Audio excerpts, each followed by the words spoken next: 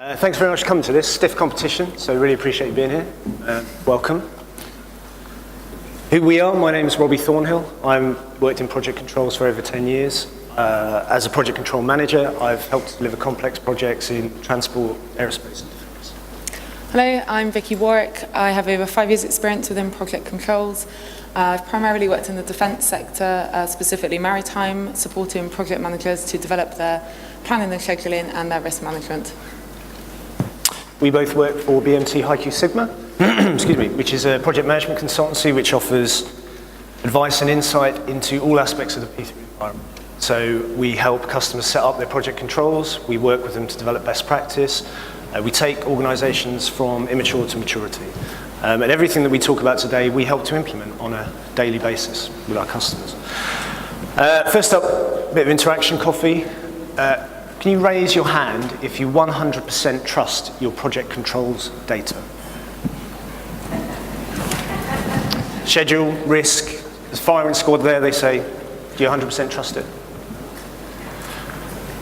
What are the reasons that we don't trust our project controls data? So can you raise your hand if you think it's people? So maybe you don't have enough people, maybe the people you do have are untrained. Don't be shy, raise your hands.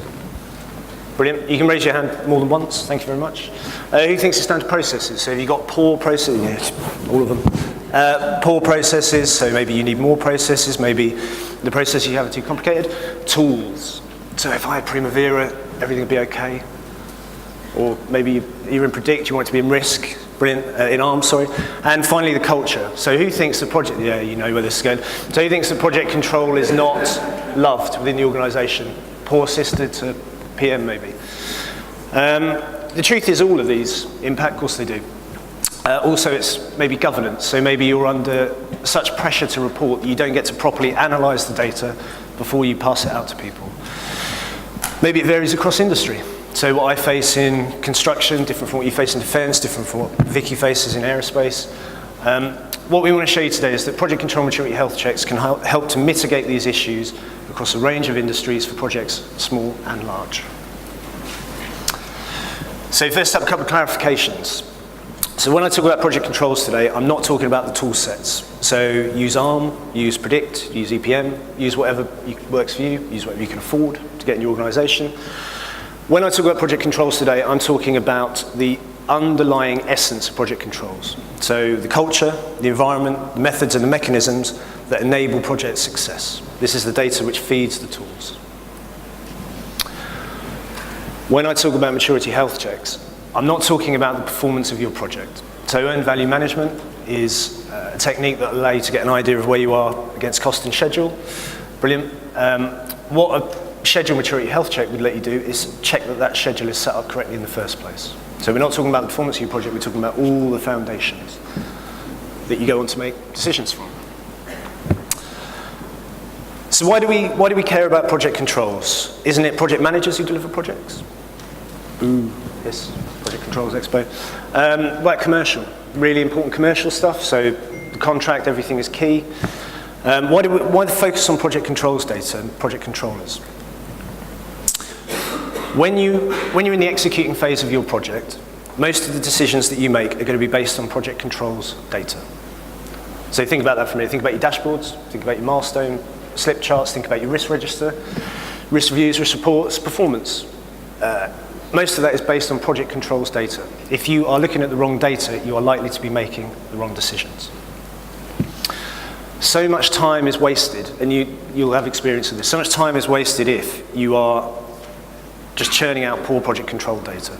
So the project controllers waste time producing it, and then more time is wasted by the project managers and the project controllers going through the dross, trying to sift it out, trying to get something on a dashboard that can be reported up. Who couldn't do with more time on a project? A natural consequence of poor project control data is that it affects your stakeholder confidence. So if the sponsor cannot recognise the reality of the project from walking the floor plate, from the dashboards that you're providing, and other stakeholders as well, not just the sponsors, senior management, program managers, two things are going to happen. They're going to lose confidence in your ability to deliver the project, but they're also going to lose confidence in your ability to deliver full stop. What good project controls should do is enable project managers to focus on poor areas of the project, areas that are underperforming. So you should be able to target specific work packages, perhaps, where things are not going well. If you haven't got proper project control data, how can you get that focus? You're not able to troubleshoot.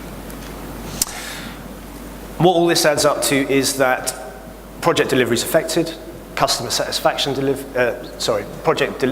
customer satisfaction is affected, but ultimately, as the keynote speaker said this morning, benefits realization is affected, and that is the whole reason we do projects in the first place. We absolutely care about project controls. It's the beating heart of all the projects. So the project controls maturity health checks cover a wide range of topics. There's a lot of different topics. We've only got time here to go through a few, so we'll take a light-hearted look at schedule, we'll look at risk, and we'll look at performance. So we're going to look at what could go wrong on a project, and then what a project control maturity health check might do to help you fix that. This is Donald. Donald is the project manager for a project to build a wall across a continent. I wrote this 3 months ago. It was a lot funnier then. Donald has significant stakeholder management issues. The project is 1 year in. There are multiple linked schedules, which lower-level project managers aggregate up the data to give to Donald to give him a top-level idea of what's going on. Let's say there's about 20,000 Primavera lines in total. They perform regular critical path analysis on the schedule. 1 year into the project, they perform earned value management to see how it's going. He gets a score of SPI 0.99, CPI 0.98. If you're not familiar with earned value management, it's a way of giving you an indicator for scheduling cost against a baseline. So 1 is dead on, 0.99 and 0.98 after a year is incredible. Who wouldn't kill for that after 1 year? They track milestones on the project. So Donald and his team track the milestones to see how they're getting on the schedule. 1 year in, no milestone has moved more than 10 days. This is incredible. The sponsor's thrilled. Donald thinks he's the best project manager ever. Dreams of retiring and filling Scotland with golf courses. But the work breakdown structure was not clearly linked to the schedule. So what this means is the entire scope of the project is not represented in the schedule. Key milestones were missed when they put the schedule together. By the time they realise these are missed, they've no hope of recovering these milestones. You've got level of effort tasks in the critical path. So you're holding critical path analysis, you're saying, well, this is it. But if you've got a 60-day, 200-day task in there, it's useless. What this does is it hides key discrete activities. So while the earned value management might say that it's on track, the reality is that the project is very, very late. There's no organisational breakdown structure. There's no responsibility assignment matrix. So accountability on the project is extremely difficult. When they put together the resource estimates, they didn't three-point them, they just guessed. What LFE could they have used on a big wall? 228 AD, Adrian built a wall across Scotland, England. Great Wall of China, also built before that, 130 BC. Try and use LFE. If you're going to put together a schedule and you're going to put resource against it, work out how it's been done before, work out how it's been done well. The baseline is not under control, so it's updated ad hoc. The schedule's updated by people who don't know what they're doing. Does anyone here have experience of schedulers who are just put in, don't know what they're doing out of the depth? What this does is it makes a mockery of the schedule. So you're saying you're going to update it regularly. It doesn't. The data doesn't mean anything. Here, poor delivery has led to poor implementation, but worse, the true picture is hidden because the data is not available. The reality is the project's late and overspent, and it gets canned, which in this case is brilliant news. So this is a screenshot from a schedule maturity health check. What questions might we have wanted to ask, Donald might have wanted to ask as project controllers? Can you give me confidence in the data? So this is question 2 of 9, and it says, do you have an underpinning structure for your schedule? So how have you put the schedule together? Do you have clear responsibility, clear milestones, and there is a work breakdown structure. So what you've got here is 3 options, and you just choose, you select which option best articulates your maturity at the time. Question 2 of 11, I think, and gives you a score at the end. I'll come back to that. What else might we have wanted to know? We might have wanted to know, do you have a schedule management process in place? Is it clearly articulated? Is everyone familiar with it? Have you done resourcing for all the activities? Have you got a load of activities in there that aren't resourced? Why? Explain it. Interdependent plans, 20,000 lines. You're going to want to understand those interdependencies. You want to know how things knock on and move each other. Have you got schedule and risk aligned? So have you stitched the action plans for your risks into the schedule to explain how you're going to mitigate? Do you have trained and competent staff? Some of this is outside of your gift, but wherever possible, train people and coach them, get them engaged. That was schedule, so let's look at risk. Excuse me. So let's say on the risk side, there is a British company who wants to initiate a prototype for a driverless car. They are 6 months into their project. They've got a risk register. Tick. They've got some risks in the risk register. They've started to think about the cost impacts of some of it, started to think about probability, and they've thought about impacts on the cost. Good, okay. And they've held a couple of risk reviews. So 6 months in, they've held 2 risk reviews. They're quite happy where they are with the project at the moment. They think, well, we're progressing, yeah. I think we're nailing risk management. We're doing really well. But the risk register was held in ARM and in Excel, and it was written on someone's arm. Each project manager had their own risk register. Why is this a bad thing? It's a bad thing because you need a single configuration control risk register. Otherwise, risks get missed and not escalated up. You don't aggregate all the risks.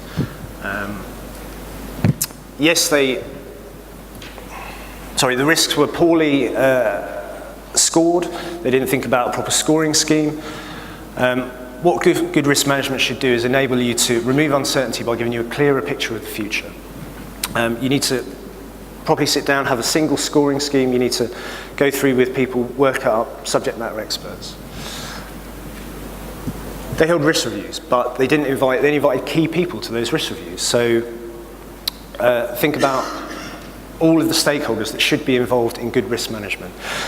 You need everyone there across the piece. If you're just inviting key people, you're only getting key risks, you're only getting an understanding of part of the process. In this one, they didn't invite the legal department. There was always a chance that UK legislation would mean that they wouldn't get opportunity to test. Once that risk impacted, the entire project was derailed. By the time that senior management canned the project, millions of pounds had been spent. So is this the fault of senior management? Maybe, they make the decisions. But if they'd have had the proper data, underlying data, risk and schedule, they'd have been able to make a proper informed decision about whether to carry on the project or not. Here's an example of a maturity health check from a risk point of view. So this talks about accountability and ownership. So do all the risks have owners? Do you have a proper escalation and aggregation process? So this one's question 3 of 9, I think. So on the risk side, we've got 9. You go through the 9 questions and you place your maturity against what you think best fits your organisation or your department. But we'll come on to tailoring in a bit. What other risk questions might we want to know? Have you done proper quantitative assessments? So have you really gone through and thought, okay, so this is the impact on cost. Don't just do cost, time, performance. You need the whole piece. You need to think about everything in order to effectively mitigate against it. Do you have proper action plans? Are they stitched into a schedule? Is risk a continuous process? You shouldn't just be doing it at the risk review. You all know this. You shouldn't just have risk reviews and that's when you do risk. Make risk a continuous process. Do you have your single config control register? The tool is up to you. So if you wanted to have a bespoke Excel sheet, that's fine. But just make sure there's a single point of truth where all of the project managers and project controllers go into for it. Do you have the culture? Do you have a proper risk input from senior management and understanding of how important that piece is? If you don't, problematic. Do you have trained competent staff? Do people know how to use whatever tool you've got? So you're using ARM? Brilliant. Do they know how to properly use it? Is it set up as per the work breakdown structure? Excuse me, and proper facilitated risk reviews. So you need terms of reference. You shouldn't just get a load of people in a room, turn up. You should have proper terms of reference, inputs and outputs. People need to know why they're there, what the aim is, and make sure you invite everyone. So on the performance side, governance is big. What might we want to ask on the performance side? Do you have a performance baseline? Absolutely key. And that is time, cost, scope, but also within a risk envelope. You need the entire performance baseline. Do you do the comprehensive data analysis? So when I said about performance and maybe your governance process is so quick it's asking for that thing, you need to have the time to actually look at the data and interrogate it. Is what you're going to show people actually what you believe, and does it reflect the true picture? Do you trust it? It comes back to the question at the start. If you don't trust the data, how can you put it on dashboards and send it up to senior management? In terms of reference for meeting, said about that, people need to know why they're in the room. Don't just hold a meeting. Make sure that it's properly set up. Single reporting calendar. If you're going to have risk registers, get them in the diaries, get them in the calendar. Make sure it's a monthly thing that people are happy with going to. And make sure that performance data, once you've got it in a trustworthy state, is used to send up to the senior management and program managers to make those informed decisions. What are maturity health checks? So we've seen a couple of slides. Maturity health checks are independent assessments of the quality and maturity of your project controls. So they're telling you where you are now. You assess yourself against a certain structure, questions, and then you say, okay, so this is where we are. It gives you a percentage maturity. What they're assessing is up to you. So it might be that you just want to do a single, you want to do a schedule health check because you think the schedules are not so good, I think it's a bit broken. Maybe risk register, maybe you want to do something about culture and environment. So you could do a health check on governance and performance, as I said. You could do it on PMO effectiveness. Are you getting the most out of your project management office? Big question. As I said, how they work, and as you've seen, you get a series of questions that form a set of criteria to measure your maturity against. What that does, it gives you a percentage score, but what is absolutely key is that you need to know how to get forward. So 33% doesn't mean anything. You need to have those suggestions for improvement. The maturity health checks should be simple and versatile enough for anyone in your company to do. It's going to be the project controllers and project managers doing it, but it should be simple. Don't make it complicated. General rule, don't mark your own homework. That was another thing I noticed the keynote speaker said this morning. So make sure you're getting someone else to check your own work. If you've got a schedule and you've got a colleague who's doing risk, get them to check your schedule. All they're doing is they're checking your schedule against criteria, give you back a score. You can do a risk one on them. You want to be running project control maturity health checks on a regular basis because that's where you get the benefits. If you just do them once and you never do them again, brilliant, you've got a score, but you don't know how you're progressing. The whole point of these is that you've got replicability. So if you're doing them every month, put up that score. So month 1, 20%, month 2, 50%, month 3, 40%. We've gone down. But just make sure that you're mapping that progress. That's where the key is, it's in the trends. Benefits. So what are the benefits of maturity health checks? I already talked a little bit about this. Excuse me. You can start to develop trust in your data. You start to develop confidence in the data, but not just you. Everyone who comes into contact with it, right down from the MD, through senior management, through the program controllers, and down to the project controllers and project managers on the ground. No longer is there an acceptance that that schedule's broken, we know that. The EV data's rubbish. What you're doing by doing these health checks is you're embarking on a journey and you're taking people from dodgy data to data that you can trust. What the maturity health checks do is they give you an opportunity to say where your project controls need work, whichever bit you're looking at. Typically, we would call that a gap analysis. Whether you are working in an agile environment, whether you're working in a traditional waterfall environment, by doing this, you're on that journey and you're saying, okay, so we don't trust that data, but we know where we need to get to, regular checks, and we'll get there. Compared to more formal checks, like IBRs, integrated baseline reviews, which I'll come on to in a minute, maturity health checks are quick, they're informal, and you can repeat them as often as you like. So in less than an hour, it can give you a real idea of where you are, where you're heading. You can say, okay, so an audit, be it a week or 2 weeks, very important stuff, but this is something that we can do, it's within our remit to do, and we can do it on each other.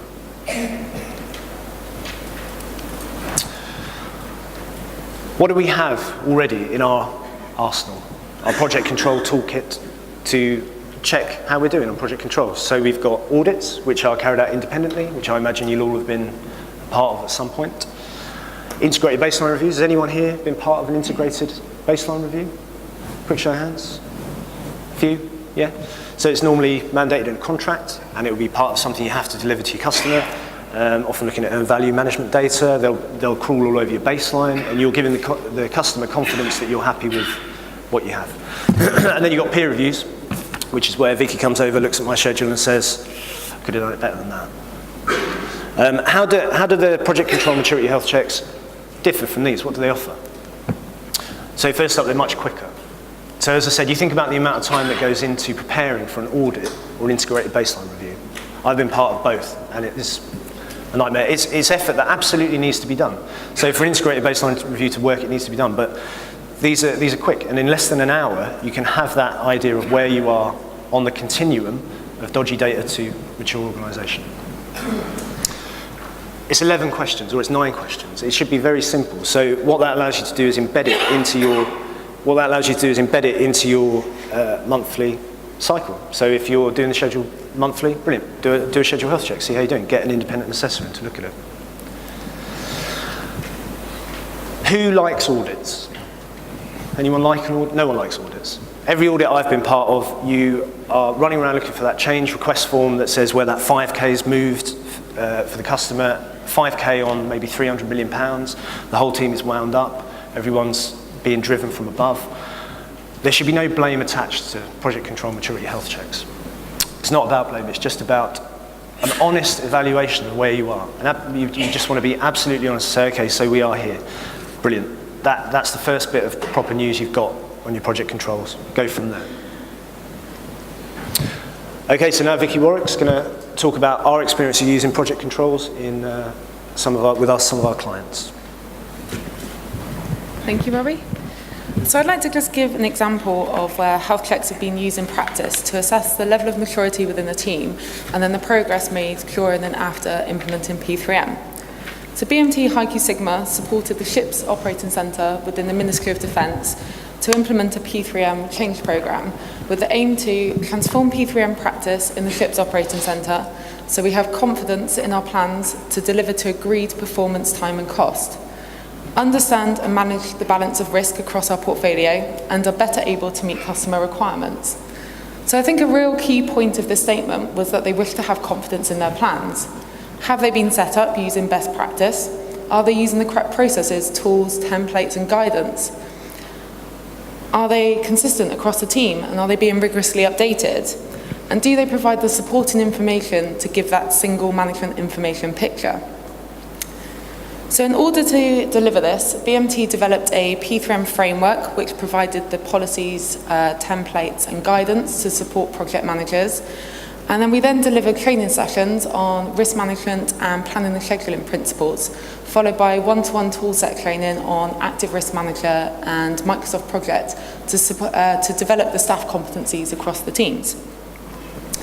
We next then introduced health checks to take an initial independent assessment of the maturity level of each schedule and risk register, and we then provided the project manager with an improvement plan for development.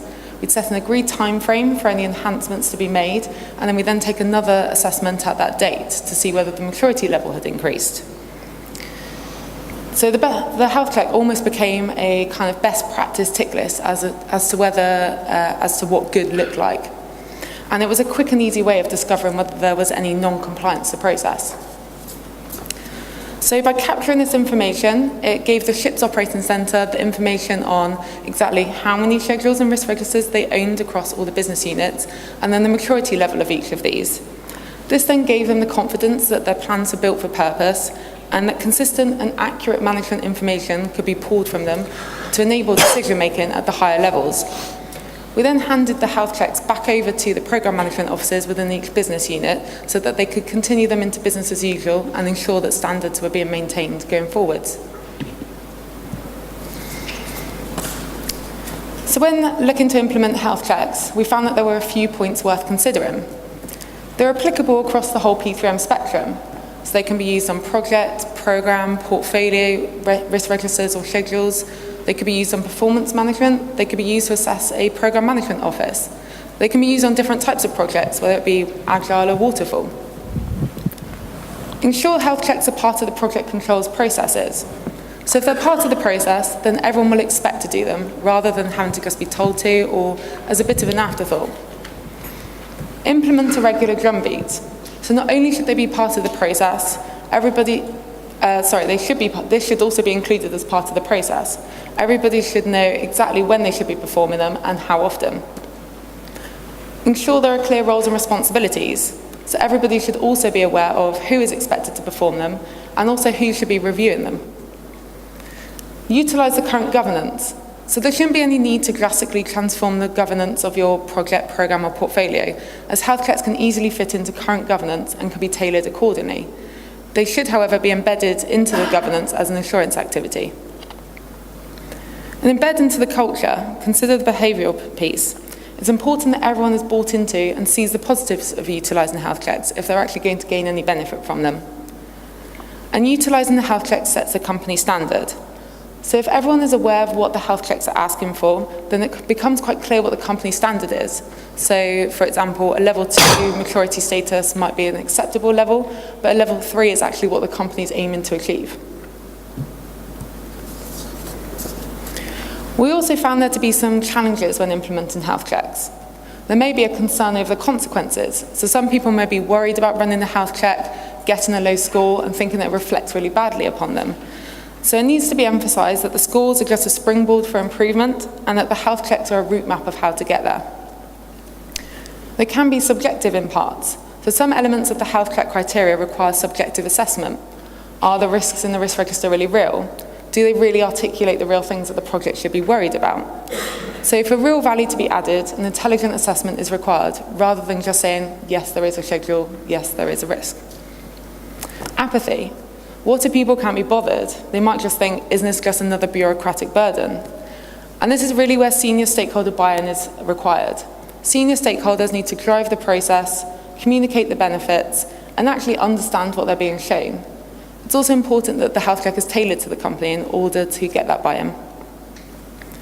And it needs a supportive organisation. So going back to the first point about concern over consequences, the organisation, so maybe the Programme Management Office or the Project Support Office if you have one, really needs to support the users in the use of the health checks and in the outcomes.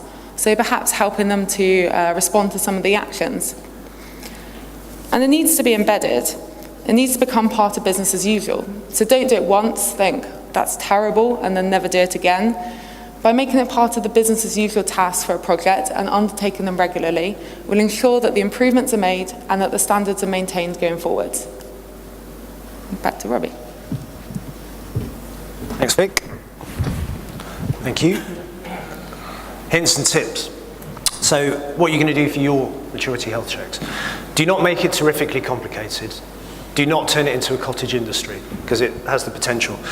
If you're having 500 questions, no one is going to fill it out. I would not look at it. It should be, the whole point of it is that it's a very quick and easy way to get an understanding and a confidence in where you are at the moment with your selected project control. Don't make it a blame thing. So absolutely you want to be able to put the scores up, but the scores on themselves, so it gives you a 30% maturity, that doesn't mean anything. You need those supportive elements to help explain to people how they're going to get to 100%, 90%, something where you have a greater confidence. Don't make it a blame thing. So if people don't understand their risks, if you do a risk maturity health check and it gives you 25%, rather than just shouting at someone, say, okay, we'll hold a risk workshop, we'll get all the key stakeholders together, let's get an understanding of the risks. Get someone to coach, maybe the PMO can coach. This worked well in one of the places that we worked, so it was in defence, so we had a business unit, and then we had a lot of teams within that. And we did maturity health checks once a month on their schedule, I think it was. And then we put a league table up just to see how it would go. It worked really well in that environment. So in that environment, this person was top in November, December, January, so people move up and down. I already said don't make it a blame thing. So it worked really well in that environment, but use it judiciously. Make sure that it's something which people aren't going to then be bottom, stay bottom, etc. We all work in a fantastic array of organisations with marked differences between them. The health checks which are going to help me in defence may not help you in rail or whatever your industry is. Tailor it to the organisation, tailor it to departments within the organisation. Make sure that you're getting the maximum value and benefit from it. Get other stakeholders involved in their creation. Make sure that it is something which reflects what you really want. mix it up. So I'm in charge of work packages A to D, project control. Vicky's in charge of ENF. Vicky can come over and do some schedule stuff for me. I can do some risk stuff for her. The PMO can come over and we can do some stuff on the PMO. It's good because you're not marking your homework, but the added advantage of that is that you are sharing knowledge across the team without even realizing it. You're helping to embed those good behaviors. Embed the health checks. Make them part of your P3 assurance, and you will reap the rewards through better project controls, but also better informed decision making. I asked you a question at the start. Who here 100% trusts their project controls data? It is a flippant question, but it is absolutely crucial. On what basis are we making the decisions that drive our projects and programs? Why are we not trusting it 100%? There are, from the journey from an immature organisation to a mature organisation, many facets, and project controls is just one of them. But if you're at this conference, you already have an awareness of how key project controls is to the entire project delivery, programme delivery process. Project control health checks help you on that journey. They help us to deliver better. We have some. We have a stand. Come and talk to us. We'd be happy to talk to you. Any questions you've got? Thanks very much for listening to us.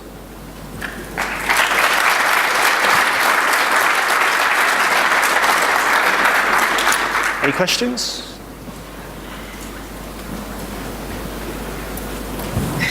Lady at the back. What's the real key difference between a project health sharing and the P3 assessment? You good? I think it's about granularity. It's about time. So they do the same thing. P3 assessment is really on that continuum with audits and IBR. So it's something where you are going to want to formalise it. So I think the informality is key. I also think the speed at which you can get an answer is key. So if you can do this and it takes you less than an hour to do 9, 11 questions, gives you a percentage, tells you which area you're weak on, it gives you that, it just equips you much better. Something that is more formal is absolutely necessary, and you would maybe make that, you know, quarterly or a biannual thing. This is something which we can do ourselves. We don't need the PMO to help us. We can do it with each other, and we can make sure and start to own that.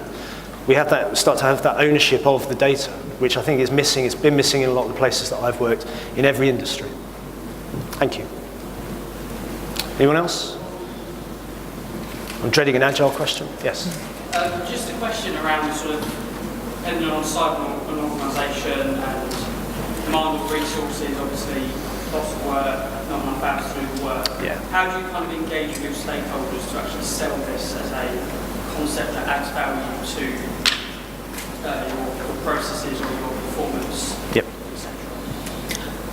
I think, especially found within the ship's operating centre, where the level of competency was quite low when we went in, that actually they found that it really helped them to figure out what a good schedule looks like. So it gave them the confidence that they were developing their schedules in the right way. It's easy for us because, I mean, at the moment we're consultants and we're going in and we're saying, well, this is best practice, so people listen to us. I wish I'd have known this 10 years ago. I wish that I'd have had a tool like this 10 years ago, because when you're not a senior project controller and you're just one of many, I didn't feel there was always that support. So you have the PMO and their different degrees of usefulness, and then you have people who know what they're doing. That's great, and you can get confidence from them. I would have liked something like this, which is just an objective way to assess yourself and see how you're doing. The part about stakeholder buy-in is key, but you can do this without stakeholder buying it as a way of saying, okay, well, these are my work packages, this is my project controls, this is my schedule, sorry, this is my risk. I want to be sure that when I stand there in front at a meeting with the MD, program manager, and say, this is the data, and he's going, are you sure? I can have confidence that the data is the right data. And I think that confidence comes with the stakeholders from producing the correct data. Thank you. Anything else?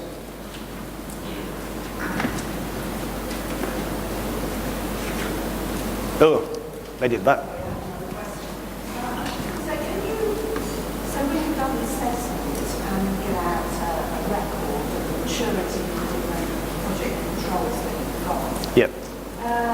is there the ability to set a target the way you want it? So maybe it's inappropriate to have like all bells and whistles in a certain area.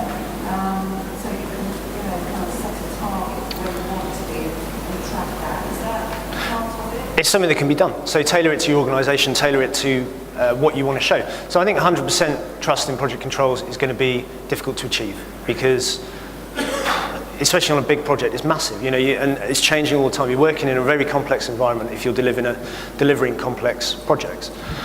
I think, yeah, you need to be realistic about what your goals are. So is it 100%? If it is a smaller project, brilliant, maybe you can do that.